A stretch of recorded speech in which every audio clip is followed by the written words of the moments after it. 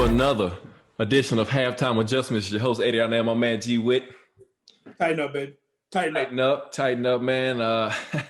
Another week, another tough test coming up for the Titans. Week 9, a lot of things that, that both teams coming in off some tough losses, 2 in a row for both the Bears and the Titans. Of course, the Titans lost to the Bengals last week and the week before that to the Steelers. The Bears lost to the Saints in a tough overtime loss last week by a field goal and lost the week before that to the Rams. So, both teams coming into this game had a lot on the line as it is into the division races that are going on currently. We were tied with the Colts, but first had a slight edge over them because of the division record, Right. And the Bears were sitting at the top of the division or in second place. Behind the Packers. Game behind the Packers. And so a lot on the line, Grover, and this is week 9. So this is halfway through the season. And the big talk, though, this week was all the movement that the Titans made. Something had to be done, Grover. We talked about it last week, this much maligned defense that was giving up over 60% in third down conversion, which is leading the NFL in a historic pace. The lack of pressure. One good thing is they lead the league in turnovers and still after today. And so, there was a lot of things that had to go on. And namely, what we're going to do with the secondary with Jonathan Joseph and with Vic Beasley, as you saw. In my opinion, I think Amy might have got involved somewhere. J-Rob came out, he took credit, or he took ownership of Beasley. He said he missed on this one. You like to see that. But, a lot of movement this week, Grover. And what do you think about what took place with this football team? Okay. In all humility, what we saw this past week as far as the Titans were concerned, and remember what I said, or what we said last week also, that after watching Mike Vrabel's press conference after the game, you knew something was about to happen because he definitely was not happy. J-Rob probably wasn't happy, and you knew Amy couldn't have been happy with it. Now, whether she got involved with it or not, I don't know. I'm pretty sure they keep her abreast of everything that's going on and what they're trying to do. And, you're right. J-Rob, he stood tall on Wednesday. He took responsibility for, I'm the GM. I made these decisions, and sometimes they work out, sometimes they don't. But obviously they saw what we saw. They saw that Jonathan Joseph, again, you stated last week a lot of bad technique, but I said my point was that his lack of effort is what contributed to the bad technique. I think they saw that because, bottom line is when you don't want to tackle or when you don't try to tackle, you hurt the defense overall. Same thing with Vic Beasley. When you're not a person that's going to get out there and give effort and the rest of this team is giving effort, you're not going to fit in and people are really not going to want you around. It's just one of them things where it happened. They finally noticed it. And again, you know as well as I do, it's November. Football season really starts now. That's because right. You're making your moves towards the playoffs. You're trying to be in the mix come January. So you got to start playing some of your best ball now. And at the point in time we got finished with Cincinnati, we were not playing our best ball, neither offensively nor defensively. So changes had to be made. And I will say this, today you saw a different team defensively on that side of the ball. Offensively, I would say today I question play calling. I question play calling today because you were going against a stout defense. There's no ifs, ands, and buts about it. Chicago's a stout defense. But, to me, you set yourself up for struggles when you don't establish your big dog running the ball. Now, it could be they're thinking about Thursday as well, and trying to limit his carries and limit the time you use them just to give him an opportunity to keep warm, yes, but not get injured and be ready to play on Thursday because, as we stated, this month we got a rough slate of games. Chicago was the first one. We played Indy on Thursday. After that, we come back and we play Baltimore. Then we play Indy again. Then we play the Browns. So we got a tough slate of games coming up, man, and you're going to need everybody to be 100%. A lot of action this week, a lot of action, and you saw it pay off on the field today. Right, and it started by getting rid of Jonathan Joseph, which we all thought should have happened probably 2 weeks ago. At minimum. At minimum, cut Vic Beasley, which was another good move, and then traded a 6th-round pick, which I thought was great value for the Titans. The one I'm sure it might have been the one they got from Jacksonville, but anyway, Desmond King from the Chargers comes out, man, and he's a guy that can play slot, he can play safety, and you saw today, other than one play where they put him in man-to-man coverage, which is not his forte, he's more of a zone kind of guy, inside slot guy. He got beat, but other than that, he played good. He was aggressive with the ball. And I can't say enough, and somebody already brought it up, man. Breon Borders. Breon Borders, a guy that played for Jacksonville the last 2 years out of Duke. And so the Titans signed, he comes in today, man. He was elevated up, and you see the guy's a baller. He was in the moment. He wasn't afraid to get in there and mix it up. And you like to see that. And Grover, the thing that boggles my mind today is the effect that Jonathan Joseph had on his secondary. Now, I know one guy doesn't make your defense, but my mind, so here's the thing, and I'll let you jump in it. Is it the lack of confidence and faith they had in him that they didn't run more scheme? Because today you saw more press coverage, you saw more blitzing, you saw more of a lot of stuff. And to me, it was the coaches not having a confidence in him because they knew what they had out of him, right? And so after a few weeks, it was like, hey, we just need to keep simple and hope to stay in the game. And today you saw it. It was a much different defense, more aggressive. Even the linemen playing on field, the outside linebackers containing. Harold Landry at one time, he almost sacked Foles when he came off the edge they tried to bootleg him. What happens normally to that? They get outside and lose contain. You saw a lot of different things today, Grover, and to me it's just mind-boggling that after the team gets serious and say, "Hey man, if you're not going to produce, you got to go." Everybody straightens up, and your defense now is aggressive. Okay. Now I'm going to say this, and I think I mentioned this last week about Jonathan Joseph in the secondary. Mm-hmm. Yeah, it hinders you schematically, because you always got to have somebody over the top to help them. So basically, you're taking an extra player out of the mix. You saw it on running plays where safeties were not there to make the tackles, and they were getting chunk yardage in the run plays up the middle. That's right. So yeah, Jonathan Joseph did hurt the secondary, and also it affected what you did schematically. Mm-hmm. Vic Beasley, I think part of the thing about Vic Beasley was just more than anything else was character. You had a guy who really, let's just call it like it was, he didn't want to play. Mm-hmm. Mm-hmm. And I think the players knew it. They didn't say anything publicly. And like I said, it may have been where they went to the coach privately and said, "Look, we got to do something because this ain't going to work." I don't know. Right. I'm just guessing. You just speculate, right? I will say this. Leadership on your team will do that. And one thing they did bring up during all the transitions that was going on during the week was that Jeffrey Simmons is stepping up as a leader and being very outspoken and vocal. So I don't know if he went and said something to Vrabel or what, but obviously, the tape proved it, and they made the decision. And I'm going to say this, and I said it a couple of weeks ago when we played against Houston, and I'm going to say that's what I saw today. That defensive line plays a lot better with Clowney not being in there.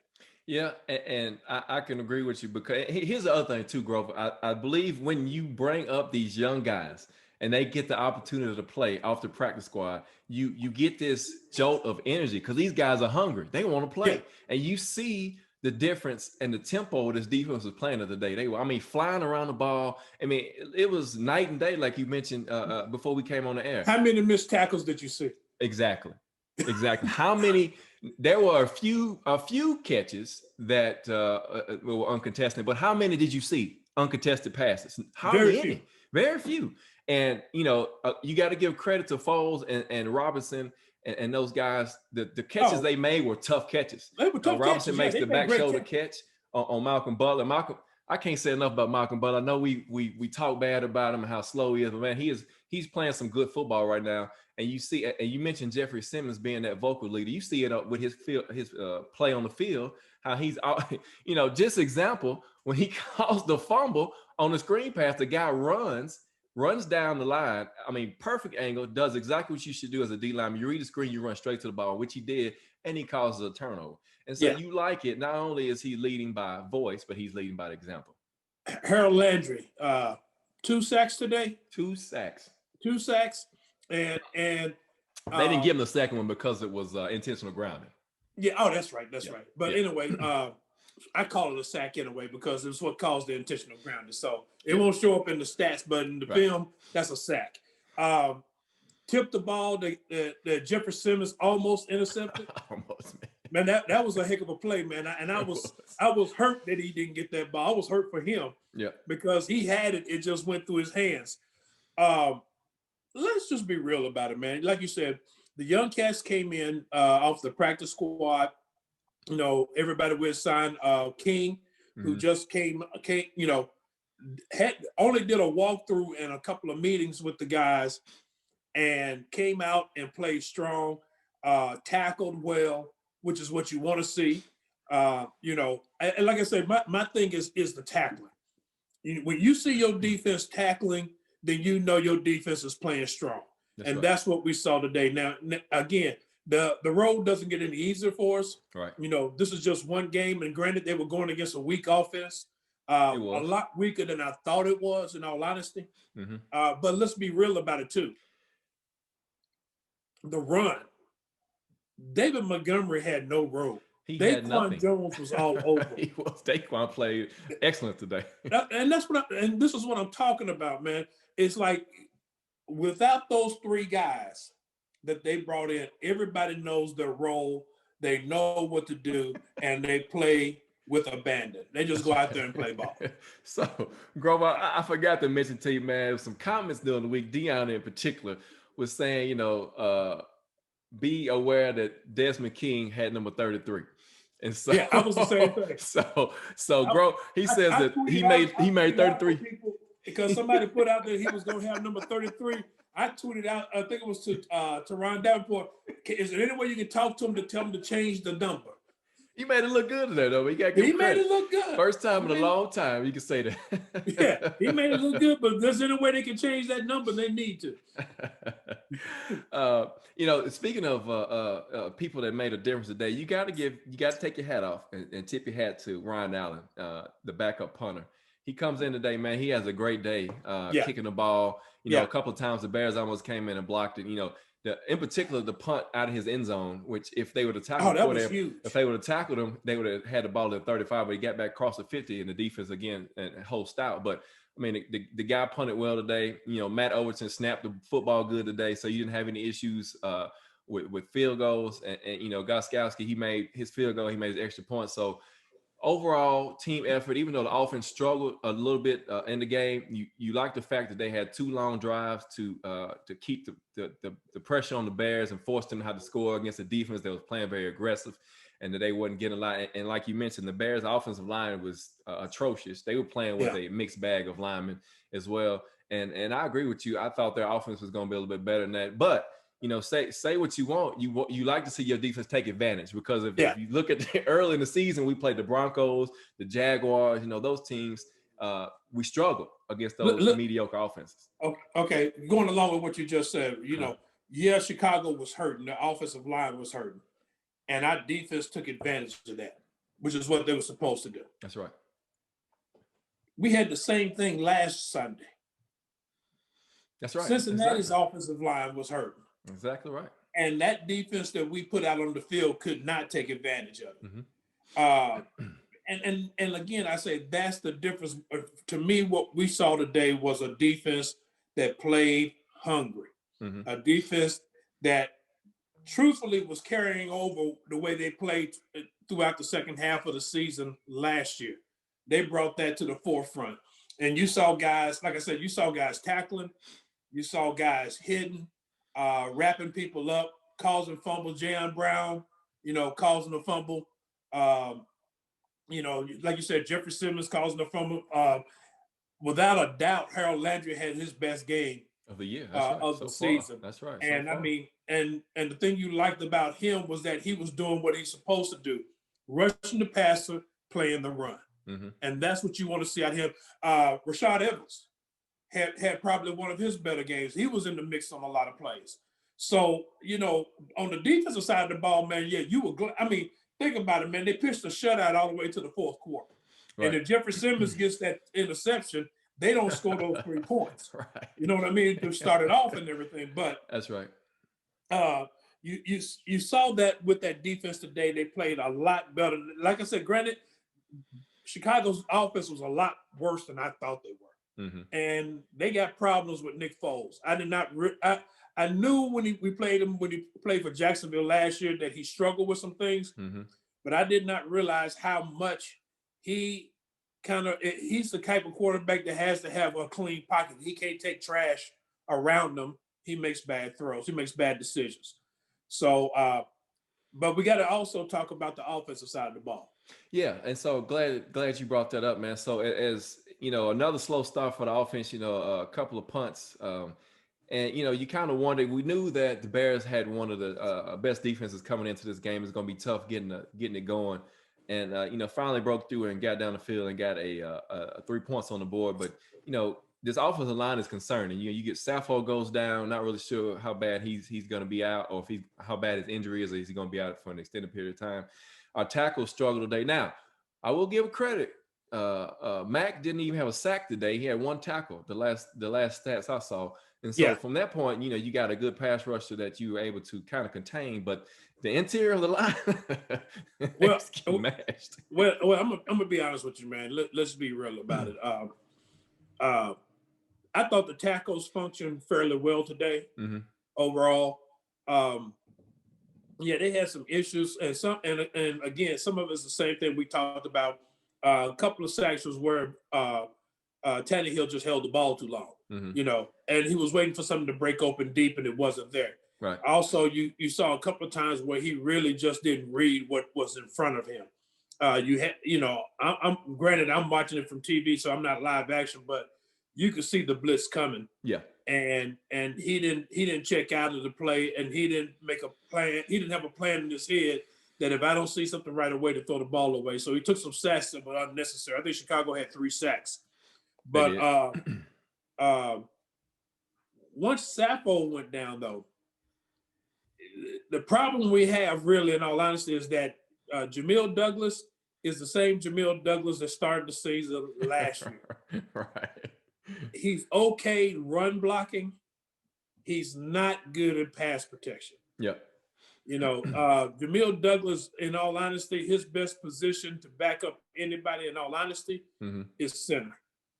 He tends to function well as a center, but not as a guard, and definitely he can't do the place to tackle. So we may see Quisenberry play a little bit more than Jamil Douglas, because one thing I will say, and I watched Vrabel's press conference after the game because I knew I would get a gauge of his mindset. Mm-hmm. And the one thing I liked about his press conference today was that, you know, there was no casualness about it. He was very intense. You could tell some things upset him, and he's all he's thinking about is like, we got to go in here and get these things fixed because we got another game coming up. Right. So, and you know, and I'm sure he's not happy about the play calls, particularly at the end of the game, the last drive. I thought maybe we could have put in a pass or two there. You know, and at least got another first down. I got one comment I want to get. Clyde says, why do we run tight receivers all the time, or running plays, or tight formations? That's a good question, Clyde. Instead of spreading it out, it's something that, you know, that Arthur Smith needs to start doing to kind of open up those run lanes. Because, you know, everybody's going to be putting 8-9 men in the box and challenging the receivers to get open. Corey Davis didn't have a good day today. He had issues. He dropped the pass. He balls I thought. He dropped several passes today. Some balls I thought he should have made plays on by being more aggressive. You know, so this is probably one of the worst games he's had in a while. Not really sure what was going on there. Ferguson dropped some balls today. Yeah. And, you know, the offense struggled. And so we've got to with these next 3-4 games that are coming up, you said the Colts twice and the Ravens and the Browns. These are all AFC games, 2 division games, and so they are very important. Yeah, we keep pace with what's going on that side of the division, because those losses outside of the division cost you home playoff games that you saw last exactly, year. exactly. So, But yeah, here's the thing about the offense that, like I said earlier, I didn't like the play calling at the beginning of the game. right.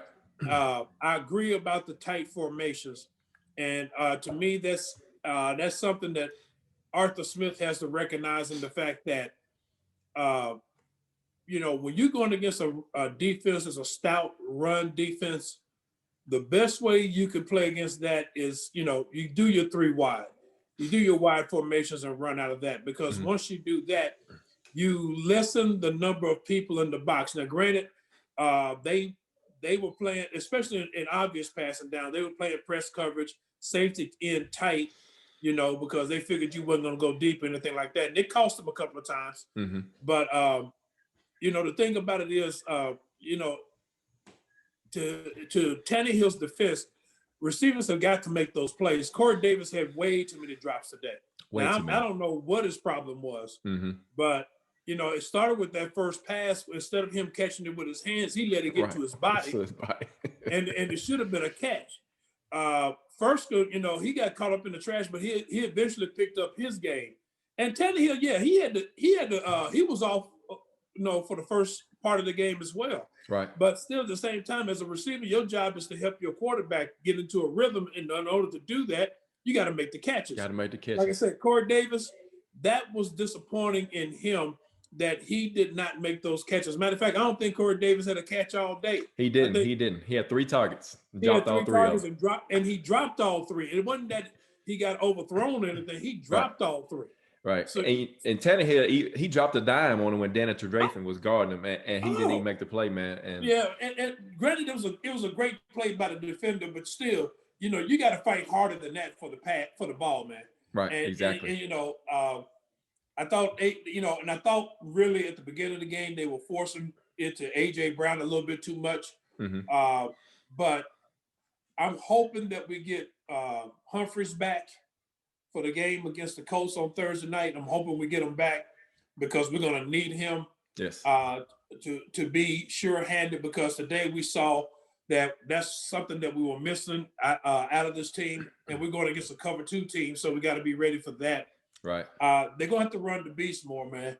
They're going to have to. Don't get me wrong, these other guys are running the ball good and everything, but you got to start feeding them, man. And like you said, you got to get away from these tight formations. You got to start spreading people out, because you're going against another stout defense again with the Colts, and they're a good tackling team. So you got to be ready to go, and you got to give your player enough room so he can make some moves. But a lot of the problems you had today was dealing with that offensive line, man. They did not block well at all, especially the interior of the line. And Jamil Douglas especially. He struggled.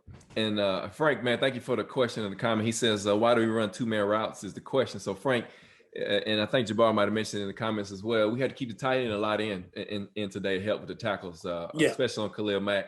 The help protection, as we were talking about earlier. And that's why you see a lot of 2-man routes. We try to max protect and get those guys. You see a lot of play fakes. And granted, now, A.J. Brown, if Tannehill would have had the time, he would have had him across the middle on the one going toward the south end zone late in the game. But he just didn't have the time to throw the ball. Right. And so when you start having problems like we're having right now on the offensive line, you got some backup tackles, you potentially got a backup guard on the left side. You're going to have to start doing something with your protection, max protecting, keeping an extra running back in, keeping a tight end in, and something to get the man some time to throw the ball.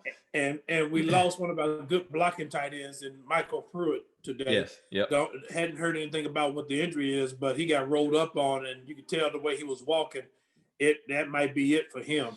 Right. Now granted, McNichols and what's the other guy, Dante Foreman. Mm-hmm. They're better in pass pro than Derrick Henry, although Derrick Henry didn't do too bad today.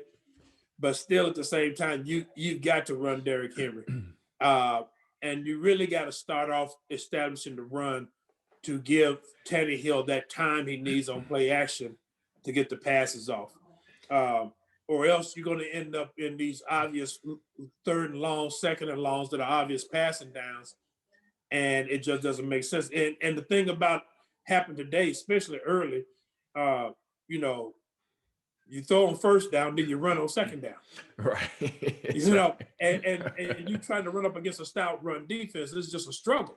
Right. You know, luckily you got a running back that's strong enough to get back to the line of scrimmage, but you know the blocking was not there today at all. Right. And And some of the people are mentioning the frustration by Derrick Henry in the comments, and you've seen it in the past few weeks, man. He's voicing his frustration with some of the linemen on the blocking, the scheme, or the lack of blocking, if you will say that. And so you know, it's really getting him frustrated because he knows that the potential is there for him to break out. He just needs that block, and he's not getting the blocks like he once was. And I think he's more frustrated than the fact that they keep taking him out. Yeah, and that too. I mean, that too. You know, you're not giving him enough. And we've said this from the very get-go about him. That's right. He needs, you know, continuity. He needs to keep running the ball. Mm-hmm. And like I said, I don't know if today, and again, we're not the coaches, and they're not going to say what they're doing. But I think when you look at that game today, it looks obvious that they got him on a pitch count. There's the pitch count. You're exactly right, and that answers Will's question. He said, "Do we think they're using too many running backs?" And I agree with you, Grover. They got him on the pitch count. They're trying to save him, I think, for that stretch run toward the end of the year and into the playoffs.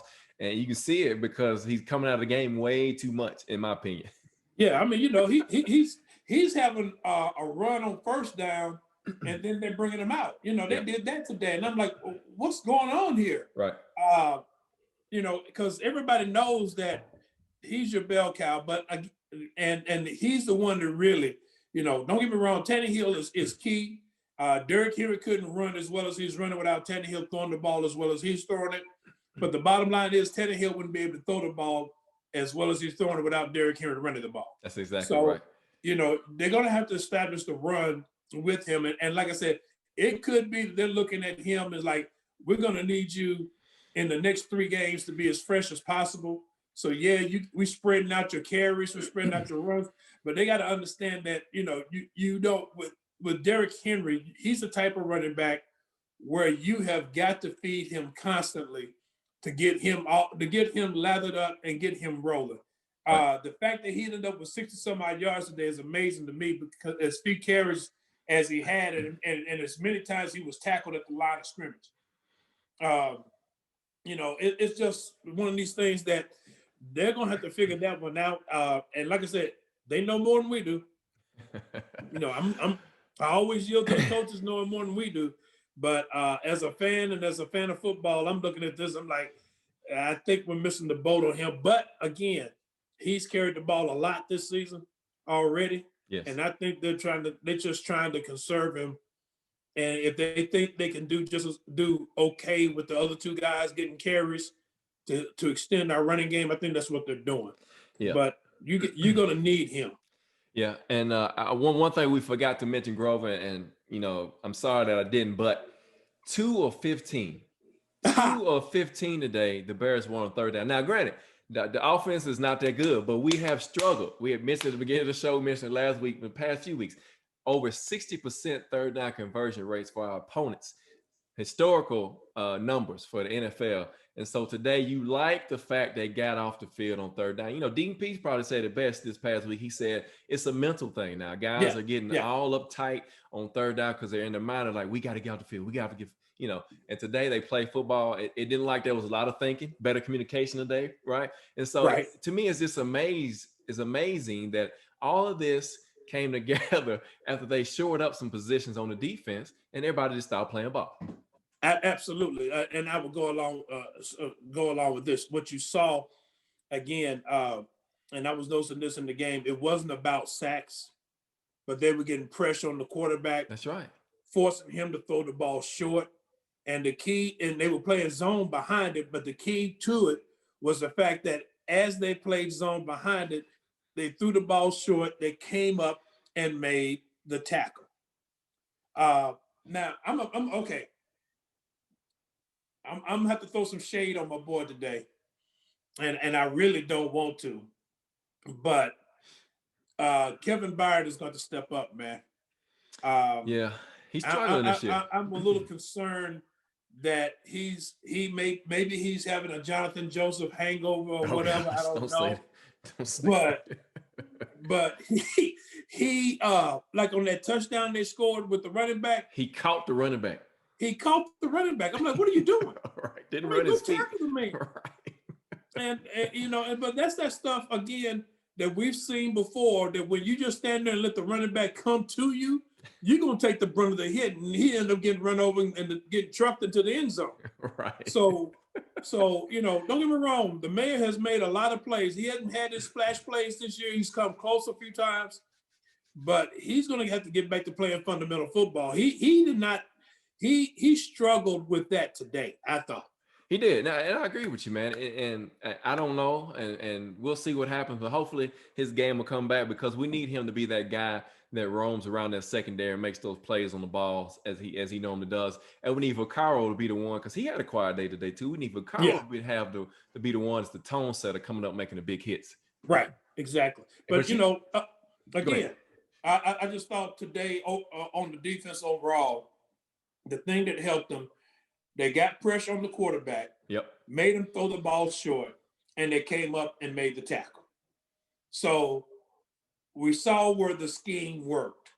Yes. And it worked simply because they were able to get a push, force him to throw the ball short, and you had guys coming up making the tackle. That's right. That's their key to their whole defense. Now they had they let them convert like a 3rd and 16 or something like that. Oh my gosh, no pressure. He had all day to throw the ball. So I'm like, you can't do that. Right. I mean, you know, what you want to do is get pressure on him, make him throw the ball quick, and your defense, your secondary and linebackers come up and make the tackle. Right. Instead, you gave them all day. They converted. Next thing you know, they're moving the ball. Now, granted, they blew it because I didn't realize Chicago was the number 1 team in the league with penalties. I didn't. And they had a lot. Right. and they really blew it, but. It's just one of the things, man, where you saw progress today. And I think that's the thing that gives us a glimmer of hope in the fact with that defense. We saw progress, and we saw really where the defense carried the offense today. And That's the first game this year that's happened. Exactly. You know, guys, thank you for joining us for another episode of Halftime Adjustments. Eddie Arnell, my man G Witt. Thank you for comments and questions, man. Keep them coming. So Jabbar says on the flip side of it, the safeties didn't need to do much because with the DBs and the linebackers played better today too. So when everybody's doing their job, that's what we saw today. When everybody's doing their job, when the defensive line is creating pressure, containing the outside runs, the linebackers are getting in their zones, they coming up making plays, filling the holes, and the cornerbacks are making it tough on the receivers. Everybody plays in their responsibility. The defense plays a whole lot better, and that's all it was. That's all it was. Let's look at it from this standpoint and just take it in all 3 levels. Yep. First of all, your defensive line was playing great. Lights out. Best all year. That's right. Big Jeff was getting pressure coming up the middle. Daquan Jones playing the run. Crawford. I'm gonna put this out there now before I forget. Since we're talking about the defense, that last scoring drive that Chicago had, I mean, what was it? The referees wanted to help Chicago out or what? Two penalties. You know, Amani Hooker hits him with his back, the side of his side. They call unnecessary roughness. My whole thing about it, man, was the receiver was catching the ball. I know it. What's he supposed to do? Watch him? And again, even with the play, the roughing the pass they call on Crawford, he hit him when he threw the ball. He tackled him, didn't drive him into the ground or anything. I'm like, man, next thing you know, they're gonna put some flags on the guy. I'm like, come on, they're gonna put skirts on him, man. That same time, don't touch him. Come on, man. Okay, so that notwithstanding, like I said, the defensive line I thought played the best game today, as far as playing the run and getting pressure up the middle. Linebacker play today was the best it's been, in the fact that you saw both Jayon Brown and Rashad Evans in on plays. Harold Landry played lights out. And let's give credit where credit's due. Who did you see on the field today? Derek Roberson. That's right. And David Long Jr. That's right. Exactly. And those guys were in there making plays, running all over the place, hungry. out there making plays, which I thought was great because these are guys that contributed to your defense last year. And then again, as you stated in the secondary, with King coming in, you had Malcolm Butler playing good ball. Like I said, Vaccaro and Bayo did okay today. And the other guy, what's his name, bro? Yeah, Breon Borders. Breon Borders. Sorry about that. Yeah. He played a good game today. So, and really, that's what you want to see. You saw good aggressive football. You saw guys coming up making tackles. You saw, a lot of those third down plays were no different than what they've seen earlier in the year. Yep. Quarterbacks throwing the ball short. The difference today as opposed to earlier in the year, they were coming up making the tackle. And that's just the bottom line. And before we get off the Bears, as we talked last week to the number one Bears fan, he said he's gonna come back, win, lose, or draw. So I'm gonna let him back on for a few minutes, let him get a little bit in because he said he's gonna come, and I told him he could come back. So let's see what we're gonna get out of Mr. James. He was there tonight. Yeah, he was at the game, so he was. Let's see. Here he comes. He was. There he is. Hold on, his audio is connected. Yeah, he's coming back, man. The Bears went down, huh? Not Bear down. The Bears went down today. Can you hear me, James? The Bear Cubs. Yeah, I can hear you. All right, man. Welcome back, James. Man, thank you for coming back to the show, man. We said you go come back this week, win, lose, or draw. And so, just from your eyes, you saw it live and in person. Give us just a little bit of a snippet of what you thought about today's game. Well, one, we need to put out a bolo for our offense. I humbly say congratulations to y'all.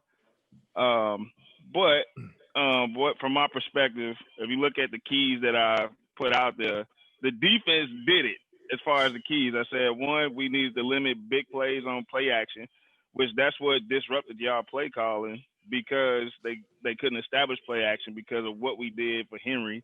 The bulk of his yards came from that 126-yard run, and that's just from the defense being tired because the offense kept putting them back out on the field. And then two, we only gave up 6 first downs on third down.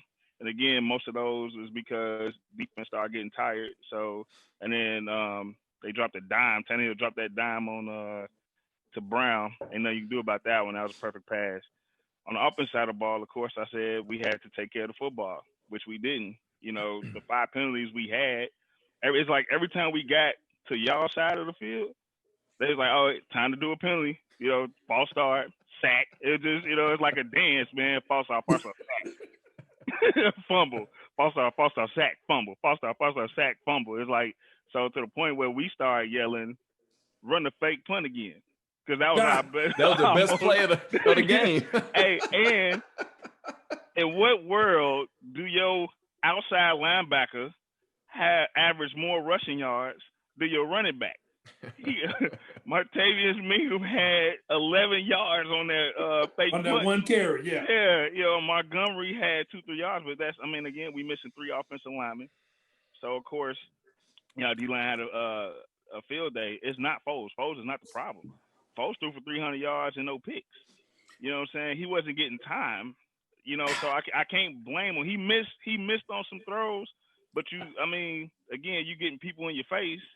And he can't do it. But you look at, he dropped dimes to Robinson when he had time. When we went deep, we hit on our deep plays when he had time. Try to get cute on, Matt Nagy tried to get cute. That was the game changer from the very jump.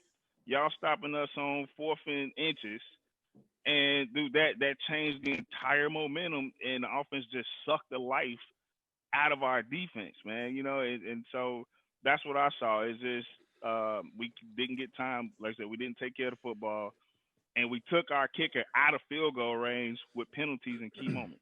That's true. Now, here's I'm going to disagree with you on a few things.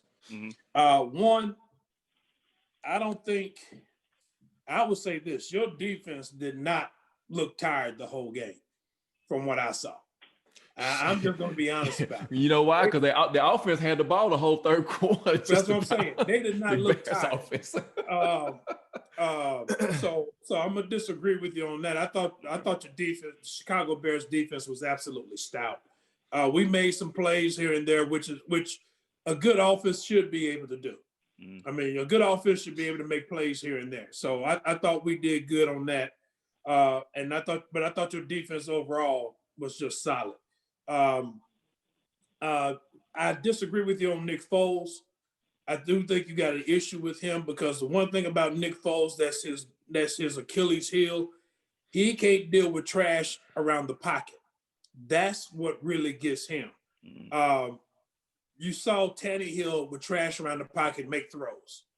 That's something he can do. That's one thing you hear week in and week out about him.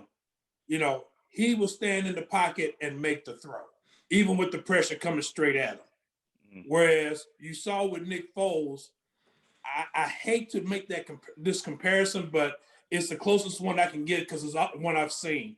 It's a little bit like Mariota. He with the trash getting around in the pocket, he gets shaky. He doesn't look downfield. He makes bad decisions. He made a lot of back foot throws today. Yeah, a lot of back foot throws. When he could have just he actually had opportunity to step up in the pocket, but he made some back foot throws. Now, one thing I will say is that our defense did a great job on your running game. I was surprised by that. I was leery of Montgomery, but I thought our defense, especially our defensive line, did a great job on your running game. But your defense, man, nah, I'm not gonna say your defense got tired, man. Yeah, but you know, because you think about it, James. In all honesty, we scored what 17, 3, 17. 7, and 7. Yeah, that's solid defense, man. I mean, you know, but we also our defense pitched a shutout to the fourth quarter. Yeah, true. But you know, man, as playing the game, you do know, like, especially, man, that it sucks the life out of you when you go out, you get a stop, you get a 3 and out, and you back on the field like you can't even drink water. Like, team manager can't even squirt water in your mouth, and you put your helmet back on. Hey, had you been watching the Titans defense the last 6 weeks? Yeah, so we know all about that, brother. Yeah, so that's what I'm saying. So it's like, you know, mentally though, man, you kind of check out when you like, man, come on, like we're not playing complimentary football. You know what I'm saying? Your defense didn't check out, man. So I gotta respectfully disagree with you. Yeah, your defense played good. Did not check out. Oh, they did their thing, dude. We had 22 first downs to y'all 11. The fact that we outgained y'all in yards, we held King Henry to 68 yards, and like I said, you had that one outlier play. Like that, you take that in most games, and that's a win on the other side of that. You know what I'm saying? Yeah, Ryan Tannehill had 120 yards passing. King Henry had 68. So the offense sucked the life out of the game today. Again, we've been living that for the past 6 or 7 weeks. So, and guess what? At the end of the day, it's all about who has the most points. And so, absolutely. Yeah, Foles threw for 300. You know, that's all well and good. And most of them was garbage yards. Most of them was garbage yards. And the officials gave them the last drive. If you want to say that too. We appreciate them helping us make it respectable. Yeah, that's what they did for you. That's absolutely true. And we're very grateful for that. You know, we're very grateful. You know, because when they called that roughing the passer on Crawford, man, on that, I was like, really? Really? Hey, man, we needed something. We needed something. You need nothing. It wasn't coming from our running game. But honestly, I feel like this, and we was talking about it up in the stands with a couple Bears fans, because we did make it feel like Soldier Field. And it was a lot of blue and orange in there. But anyway, we were talking about it. It is if we got 7 games to win at least 4. We got to get at least 4 of these 7 to have a shot at the wild card. Because right now it's gonna be tough because we still got 2 against Minnesota, still got 2 against Green Bay. We got to split with both those, and they both clicked. Well, Wichita got back on track, Green Bay, and something happening in Minnesota right now because they beating everybody to sleep the last 2 weeks. So Matt Nagy though, if we don't make the playoffs, I bet him and Ryan Pace, I think they gone. Matt Nagy, even though we have an offensive coordinator, he still controls the play calling. Yeah, I think his cuteness is really costing us, and you can see it with Nick Foles getting upset. Just with the communication, it kind of slipped on Monday night his frustration with Nagy and his cuteness, and that gotta go, man. All these little gadgets and stuff, man. We just gotta play football. Guys, thank you for joining us for another episode of Halftime Adjustments. ADR Name, my man G Witt, the #1 Bears fan. Tighten up, baby. James Wells. Congratulations. Titans beat the Bears 24-17 today. Congratulations. And I agree with you, Deion. I'll take a sloppy, grimy win over a pretty loss in the day. And it was a sloppy, it was a grimy, it was a gritty game today. And you knew it was going to be because of the tough defense the Bears are going to bring and how our defense struggled before today. And so as we move on, because we looking for the coach, man. Quick turnaround, Thursday night kickoff, 7:20, a big game, a big division game. You know, the Colts lost today to the Ravens. Thank you, Baltimore, for that. We appreciate that help. And, and it's going to come down to, again, running the football, Grover, controlling the game, getting pressure on Phillip Rivers. You got another quarterback that's not mobile, that likes to stand in the pocket and sling the rock. And if we can get to him and make it a long day, it's going to be a long day for that offense. Let's remember one thing. We're getting ready to go against, one of the best offensive lines in the league also. Coach got a strong offensive line. So, if we play up to our potential, we have a shot at this. I'm not gonna say we could win. I just say we got a shot because the way our defense has been playing for most of the year, I'm not sure if we're going to see the consistency yet. I can't say we're seeing the consistency, but I will say today was a good start. Right. Because the thing I did like about our defense is that, like we said earlier, the defense carried the offense for most of the game. Let's just be real about it. And they stopped Chicago, and granted, Chicago stopped themselves on a couple of times. That's right. But they stopped Chicago when they needed to. They got turnovers with it. Hey, the 63-yard fumble return, that was huge. That was huge. That was huge. And you like Great the fact that this team is still creating turnovers. Like I said, leading the league in turnover ratio. And so that's good that the defense is still making those plays. But like you said, we have to see it on a consistent basis. Is it going to carry over to Thursday night? And that's that's what you hopeful to see against a Hall of Fame quarterback in Phillip Rivers. And, somebody asked about Adore. So again, the Titans have this Wednesday coming up to make a decision about Adore. Not really sure. They're not really saying too much, but we'll see. He practiced again a couple of days last week, and they held him out again this Sunday. And it's kind of crazy because I think they're not saying what the problem is with his knee or anything like that, but it's got to be something going on because he'll practice one day, then they'll have him off. Yeah, he'll practice, then they'll have him off. So I don't know if he's seeing some swelling after he practices one day or what. And like you said, Vrabel is very Belichickian about that. He doesn't say, so you never know. But I mean, hopefully you get him back. Hopefully you get Adam Humphries back. You want to see Derek Roberson. You want to see David Long Jr. playing again because those two guys made plays today. They helped in the run game. They helped in the pass game. You want to see Harold Landry continue what he started today. Right. I mean, I against both, like I said, against the run and against the pass, as far as rushing the passer, you saw him in his natural role, and you saw him pay dividends with that. You saw the defensive play calling be a lot better. So I'm hoping that continues. This is the best game the defense has played all season, without a doubt. And you got, like you said, you got Phillip Rivers coming. Jordan Wilkes, he only had 39 rushes to 39 yards today against the Ravens. Of course, the Ravens got one of the best defenses in the NFL as well. Jonathan Taylor had some carries today for a touchdown. Michael Pittman Jr. So it's gonna be a tough matchup against the Colts. They got a lot of weapons on offense. One of the best, if not the best, offensive line in the game. Darius Leonard didn't come back. He did return today, and he had 15 total tackles. Yeah, so playing all over the field.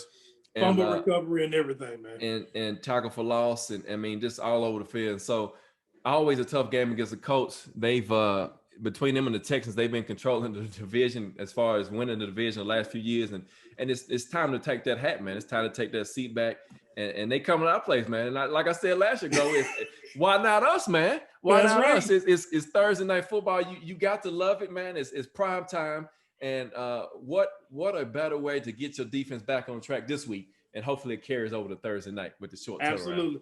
So Mr. Bear fan, who the Bears got next? The Bears got the Vikings. Oh, we got a bye week. You got a bye week. Yeah, hopefully we don't lose that. So they got time to get it together, right? Oh yeah, our linemen should be able. We should be able to get Massey back off this bye. I don't know about Cruz, but Massey should be able to heal up and come back. We thought Ifeadi was gonna play. I don't think he did. We need to trade. We should have traded 71. That's where most of our penalties come from. But we got the Vikings coming off the bye next week, so it's gonna be a tough one. So we'll see. Yeah, those old rivals, man, never get tired, man. It's always a different ball game when you play them. Yeah, I got a question, Grove. I want to bring up real quick, but from Ed McKinney, he said the two DBs that were the new ones, King and Borders, were phenomenal. Do we think the defensive scheme was different today? It seems the D line was penetrating much better. Now, Ed, as we talked about it earlier in the show, we believe, and this is just my opinion, my observation, is that once you got everybody playing their responsibility on the field, you didn't have people making up for Jonathan Joseph's lack of coverage on his side. Now you see people being more aggressive. Now you see people fitting in the run game. Now you see people playing coverage tighter. I'm gonna say this too. We played a lot more man coverage, a lot more press coverage. You didn't see a lot of 10 yards off the line of scrimmage, which we saw a lot the past few weeks. And so, yeah, the scheme was more aggressive today because now you don't have to worry about somebody that can't cover, somebody that's not going to put forth the effort as we talked about last week, and somebody that's going to just give up easy the 10-yard cushion. And so, you like what you saw out of the defense today, and hopefully, like I said, it carries over the next week against, Thursday night against the Colts. Big game coming up, man. And, I'm just hoping that they can build. Pease has some you would like to say that Pease gave some instruction. He was at the game today, so maybe something rubbed off. He gave him some pointers.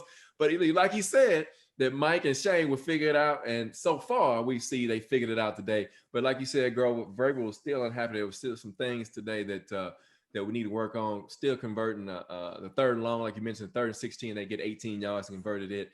Letting them out of some situations what they shouldn't have got out of, missing some sacks. And so, it's just going to be some more learning, some more growing on this defense. But you like what you've seen today, and hopefully they can build off of it. Well, and to go along with that, Eddie, one thing you saw that you had been complaining about was you saw linebackers blitzing. That's right. That's it. Exactly. That's what I'm saying, man. It's like a whole new scheme today. So, it was like, and again, I don't know if it's because they were playing Foles and they just made a decision with Chicago's offensive line being a little decimated like they were going to attack it as opposed to what they did against Cincinnati. But I go along with what you said. I think you start getting players out there who are going to give effort, who are going to make the tackles. It frees up the rest of your defense. And again, I think that's what we've been missing. When you look at the strong defenses across the league, like Chicago, like Pittsburgh, like Baltimore, like Indianapolis, the thing you like about those defenses is that everybody does their job, take care of their responsibility, and they go up and make the tackle. Right. Exactly. That is the whole key. You make the tackle and you stop the play. Exactly. And what we had not been seeing prior to this game was the defense making those tackles and stopping the play. They quarterbacks have been throwing short on us on 3rd and long for the longest, and we just did not make the tackle. That's right. But you saw today, they threw short. We came up, and you had 3 guys around the ball to make the tackle. And if you're going to run your defense the way they're running it, you have to make those tackles. You have to. And I will say this, like I said before, Jonathan Joseph wasn't giving any effort, so he wasn't going to make any tackle. Vic Beasley wasn't giving any effort, and he wasn't going to make any tackles. So what we saw today was a result of that, I think. I think they got their wake-up call, and everybody decided. And I think, like I said, I think Big Jeff got on everybody. He did. I think so. And probably started with himself. And you saw the result today because he was all over the place today. And I mentioned that last week, man, that we needed somebody on this team to step up and start getting in people's faces. And he took that role on this week, and hopefully that carries over. Indianapolis has the number 2 ranked defense in the NFL, so it's another tough defense coming into play. Not really sure about Michael Pruitt. I didn't hear anything about his injury. I got a question about that, or Saffold. We don't know if Sappho's going to be able to play Thursday night, but we'll see as the week goes on this week and they progress. But Prue is probably going to be out for a while. He was walking very gingerly going back to the locker room, but Verbal's not going to put out any information on injuries. We all know that, and so we'll see what happens though. But next man up. The practice squad players right now are beast mode on the field. So bring some more guys up, man. The guys that are hungry and this youth. Deion says you can't make a tackle when you're 2 zip codes away from the ball carrier. So I don't disagree. So guys, again, thank you for joining us for another episode of Halftime Adjustments. Eddie Arnett, my man G Witt, the Bears. James Wells, thank you for joining us, James, man. Good luck to you on the rest of the season, man. Tighten up, man. Oh, yeah, get on, man. We got room for you. We got room for you, baby. Come on over here. We got room for you on two-tone blue. Harold will be proud of you, man. Hey, I can take my medicine, man. You know what I'm saying? To me, I truly believe if you go talk trash, you go dish it out, you got to take it. You got to take it. Hey, man. Next time you come on the show, I need a Titan shirt on. Okay, I need a Titan shirt on you. Okay, I got you. All right, man. All right, there you go. I got you. Tighten up, baby. The game is at 7:20 Thursday night, man. Join us on Fox, NFL Network. Hopefully, if you got either one of those, you can join and see it, man. It's gonna be a great football game. Ed Tannehill's been out the last couple of weeks, but hey, the offense has got to get it together. It's gonna be another tough game, division game. It's always a rival game against the Colts. Derrick Henry has their number somewhat too. He has good days against them as well. But they got a better defense this year, and it's gonna be tough, man. So it's gonna. Hey, look, that's gonna be. If our defense plays like they did today, then that's pretty much gonna be a head knocker of a game. It should be a head knocker. So yeah, our offense. Arthur Smith is going to do a better job with his play calling. Again, I thought that was a weak point today, and we got to get back to being who we are. That's right. Get back to being we're smash mouth running team. Smash mouth running team. Hey, Grove. So next week, on Thursday night halftime, you want to jump on live? You available? Thursday night. Yeah. All right. Yeah. So check us out, guys. We'll be on the halftime. We'll come on as soon as halftime starts live on Facebook Live and jump on. Get your comments in. We'll talk about the first half. Hold on. Before now, here's the caveat. If the game is going well, I'll let Grover talk. But if it's not, he can't talk. He can't talk. Okay? Y'all remember this now. Remember I said, go back and watch the film. Because if it's a bad first half and things are not going that well, and if 33 turns into a 33 that we don't like to see. Please don't put that on the man. He played good today. Don't let him be a one and done deal. Right. Don't let it be a one and done deal, please. Don't, please don't. We've had enough of those right. On this team where you see a guy come in and he has one game and you're like, oh man, we finally got something. Then you see the rest of the season, he can't bust a grape. So please don't let that be the case in this one. But I do think we got some good depth in the secondary right now today. Yeah. And so I thought the guys played a lot better today, and the cover skills were good. Again, the thing that I was most impressed with was the tackling. Right. I thought the tackling was a lot better. I wasn't up in my bonus room screaming, "Make the tackle!" They were making the tackle, so I had to give them. And a lot of times they were stopping them short. And I had to agree with James when they went for it on that fourth and inches in the first half and didn't get it.